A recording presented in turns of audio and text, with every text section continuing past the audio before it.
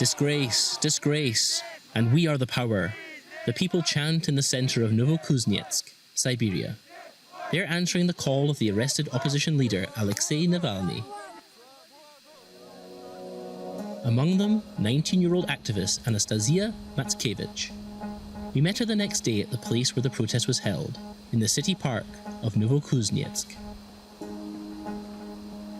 She says she protests against restrictions on freedom of speech, the lack of perspective, and the poor standard of living in Russia. I took to the streets for myself and my family. I'm afraid of the police and the injustice in our country. I live in a Russia that wants to stop us from speaking out. Anastasia echoes the sentiments of tens of thousands of other protesters. The weekend demonstrations swept through over 100 cities in 11 different time zones. In the far eastern port city Vladivostok on the Sea of Japan, demonstrators demanded "away with Putin," while in the industrial city Ekaterinburg in the Ural Mountains, protesters were beaten back by the police. And in St. Petersburg, as many as 10,000 protesters swarmed over the city's showcase boulevard, Nevsky Prospekt. Alexei Navalny himself has been in custody since his return from Germany in mid-January, cut off from direct contact with the outside world. But the Kremlin's vocal critic can still influence political life. Shortly after his arrest, Navalny's sympathizers released an explosive 2-hour video.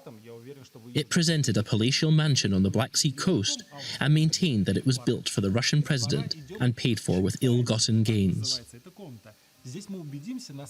Within just a few days, the video had racked up over 90 million views. It may well have been the match that sparked the flame of dissent against President Putin all across the country, as here in Moscow. The video shows how crazy our leaders are and proves these people must not be allowed to hold their power any longer. Personal enrichment is their only goal. I live with my family in a tiny flat. We are honest people, not thieves. But all around us are people who are enriching themselves illegally, without anyone saying anything about it. But I'm against it. I've had enough. The state is corrupt, we earn less and less money and have hardly any rights. After the mass protests, Russian President Putin responded to the allegations of corruption. None of what was shown in the video as my property belongs to or has ever belonged to me or my close relatives. Never. In Novokuznetsk, the activist Anastasia Matskevich is not convinced by Putin's statement. She and her friend put greater trust in opposition figures such as Navalny. After 20 years of Putin, they are demanding a change in Russia's leadership. I'm from the generation Putin. I've never known anything else. Some people joke that I'll die with Putin still in power. That is rather strange. After all, we're not living in the age of the Khazars, where the rulers stayed in power to the end of their days.